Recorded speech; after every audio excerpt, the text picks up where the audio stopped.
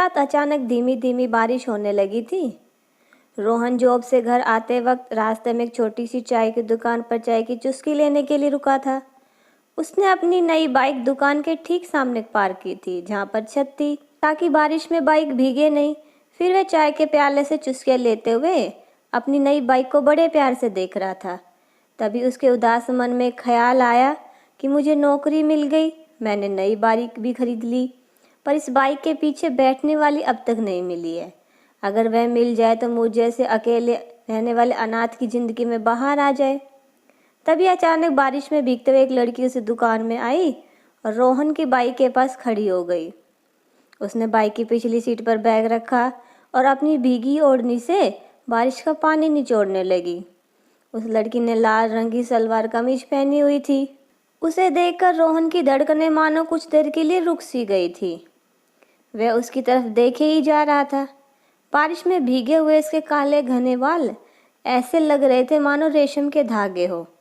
वह बाइक के आईने में देखते हुए खुद को संवारने में लगी थी। उसे आसपास की दुनिया का जरा भी ख्याल नहीं था। वह दिखने में इतनी सुंदर थी कि रोहन उस पर से अपनी नज़रें हटा ही नहीं पा रहा था।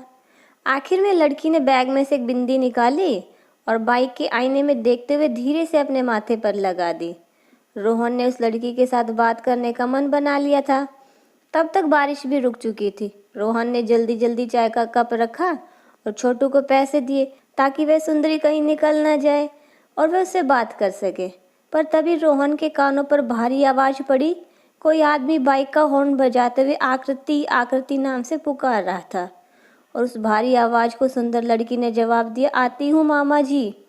और वह बैग उठाकर दौड़ते हुए उस बाइक के पीछे जाकर बैठ गई और वहाँ से चली गई। रोहन ने सोचा इतनी जल्दी जल्दी में उसे रोककर बात भी नहीं कर पाया, पर चलो शहजादी का नाम तो पता चला, आकृति। आकृति के ख्यालों में उस रात रोहन को नींद नहीं आ रही थी, इसलिए वह सुबह लेट उठा और ऑफिस में भी लेट पहुंचा। इस वजह से बॉस ने उसे 2-4 ताने भी मार दिए, पर वह भी उसे मन ही मन हंसते हुए सुन लिए, क्योंकि उसे बॉस में भी अपनी प्रेमिका आकृति नजर आ रही थी। हाँ, जैसे फिल्मों में होता है वैसे ही।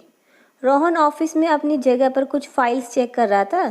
तभी अचानक से उसकी किस्मत के सितारे चमक गए और उसके दिल की मुराद पूरी हो गई, क्योंकि उसके बगल वाली खाली जगह पर आकृति आकर बैठ गई। रोहन को समझ में नहीं आ रहा था कि ये सपना है या सच, पर उसी वक्त उसके सीनियर अफसर गुप्ता साहब आए और बोले, रोहन, ये तुम्हारी बगल में बैठी मोहतरमा आज से नीरज की जगह संभाल लेगी।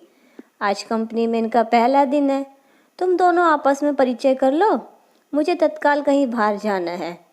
इतना कहकर वह जल्दी जल्दी में निकल गए। आकृति ने रोहन की तरफ हाथ बढ़ाया, पर उसके पहले कुछ कहने से ही रोहन बोल पड़ा, आकृति, आकृति नाम है ना तुम्हारा? वह बोली, हाँ, पर आपको कैसे पता चला? मैंने तो ऑफिस में किसी को अपना नाम नहीं बताया है। फिर रोहन ने मुस्कुराते हुए कल रात चाय की दुकान पर घटित वह किस्सा आकृति को सुना दिया। रोहन ने जिस अंदाज एक्टिंग करके आकृति को वह सुनाया, उसे सुनकर आकृति हंस पड़ी। फिर रोहन ने आकृति को उसके पद की सारी जिम्मेदारी समझा दी। शाम को घर जाते वक्त आकृति ऑफिस बिल्डिंग के नीचे किसी का इंतजार करते हुए खड़ी थी। उसे देखकर रोहन अपनी बाइक लेकर उसके पास आकर रुका और उससे पूछा, किसका इंतजार हो रहा है? आकृति ने कहा, मेरी सहेली मुझे लेने आ रही है। रोहन ने कुछ देर उसके साथ खड़े रहकर बातें की और बाद में वहाँ से चला गया। वह पहले ही दिन आकृति को कुछ नहीं बोल पाया। इस तरह दिन गुजरने लगे। ऑफिस में रोहन आकृति की रोज हेल्प करता था। आकृति को मानो रोहन की आदत सी हो गई थी। वे दोनों साथ साथ में चाय पीते, लंच करते। रोहन के ध्यान में हमेशा आकृति ही रहने लगी थी। वह उससे अपने प्यार का इजहार करने के लिए सही समय का इंतजार कर रहा था, लेकिन उसे वह समय मिल नहीं रहा था। आकृति को हर रोज कोई न कोई लेने आता था या फिर वह बस से घर चली जाती थी। रोहन ने उससे कई दफ़ा पूछा भी था, क्या मैं तुम्हें घर पर ड्रॉप कर दूं? पर उसने हर बार मना कर दिया था। पर एक दिन किस्मत रोहन पर मेहरबान हो गई। रोहन की शिफ्ट 1 घंटा बढ़ा दी गई थी, इसलिए ऑफिस से लेट बाहर निकला और नीचे देखा तो आकृति रोज की तरह ऑफिस से समय पर निकल चुकी थी और वह अभी भी ऑफिस के सामने वाले बस स्टैंड पर खड़ी थी। रोहन ने फटाफट बाइक निकाली और उसके पास जाकर खड़ा हो गया और बोला, अब तो चलो। फिर आकृति भी मुस्कुराते हुए बाइक के पीछे आकर बैठ गई और जब उसने रोहन के दाहिने कंधे पर हाथ रखा तब रोहन को ऐसा लगा कि उसे सारा जहान मिल गया हो। रोहन ने तुरंत उसे प्रपोज करने की ठान ली और वहीं पर बाइक रोकी जहां उसने पहली बार आकृति को देखा था। आकृति बाइक को बीच में रुकने पर कुछ नहीं बोली, वह भी उसके साथ चाय की दुकान पर जाकर बैठ गई।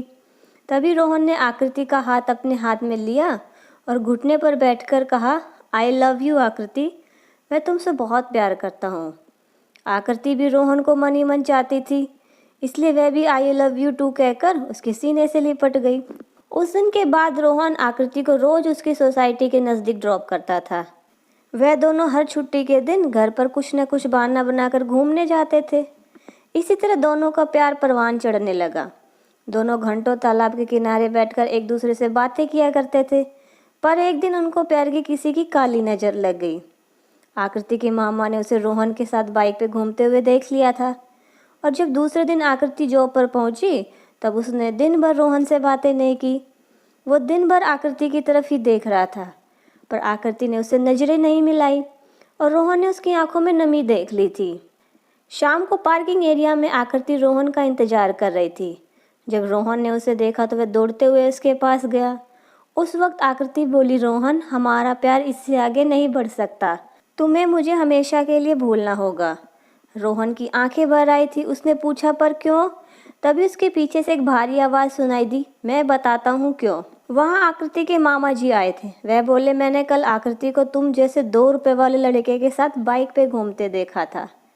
क्या औकात है तुम्हारी? मैंने उसकी शादी एक अच्छे परिवार के लड़के के साथ तय की है और तुम ठहरे एक अनाथ, क्या मिलेगा उसे तुम्हारे साथ रहकर? जवाब में रोहन सिर्फ इतना बोला कि मैं आकृति से सच्चा प्यार करता हूँ और वह भी मुझे उतना ही चाहती है। आकृति सब खामोशी से सुनते हुए नीचे ज़मीन की तरफ देखकर फूट फूट कर रो रही थी। वह अपने मामा जी के डर से रोहन से आंखें भी नहीं मिला पा रही थी। कुछ ही देर में आकृति के मामा जी उसे वहाँ से ले गए और बेबस रोहन उसे बस देखता ही रह गया। जब रोहन अगले दिन ऑफिस पहुंचा तब उसे पता चला आकृति ने ऑफिस छोड़ दिया है। फिर उस दिन से रोहन जैसे अंदर से टूट गया था। उसका काम में मन भी नहीं लग रहा था और कुछ दिनों बाद उसने भी ऑफिस आना बंद कर दिया। रोहन अब अपने आप में खोया रहने लगा था। रोहन का सबसे अच्छा दोस्त था राघव। राघव जिसे हमेशा रोहन की चिंता रहती थी।